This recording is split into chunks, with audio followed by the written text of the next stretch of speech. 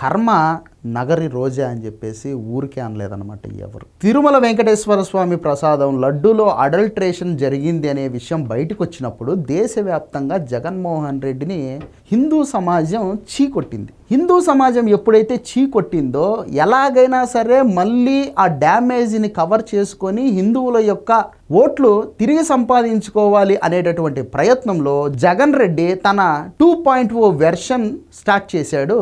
ఆ 2.0 వెర్షన్లో ఏముంది అంటే కేవలం మత రాజకీయం ఉంది. మొన్న పాస్టర్ ప్రవీణ్ ఇన్సిడెంట్, ఇప్పుడు తిరుమల తిరుపతి దేవస్థానంకి సంబంధించినటువంటి ఈ గోశాలలో గోవులు చనిపోయినాయి అనేటటువంటి విష ప్రచారం, ఇవన్నీ కూడా మత విద్వేషాలు రెచ్చగొట్టడం కోసం, మతాల మధ్య చిచ్చులు పెట్టడం కోసం, జనాలను మతాల పరంగా డివైడ్ చేసి తాను రాజకీయ లబ్ధి పొందాలనేటటువంటి ప్రయత్నం. నువ్వు ఎక్కడ పడితే అక్కడ రాజకీయాలు చేసుకోవచ్చు, కానీ వెంకటేశ్వర స్వామి దగ్గర రాజకీయాలు చేస్తానంటే, వెంకటేశ్వర స్వామిని వాడుకొని రాజకీయాలు చేస్తానంటే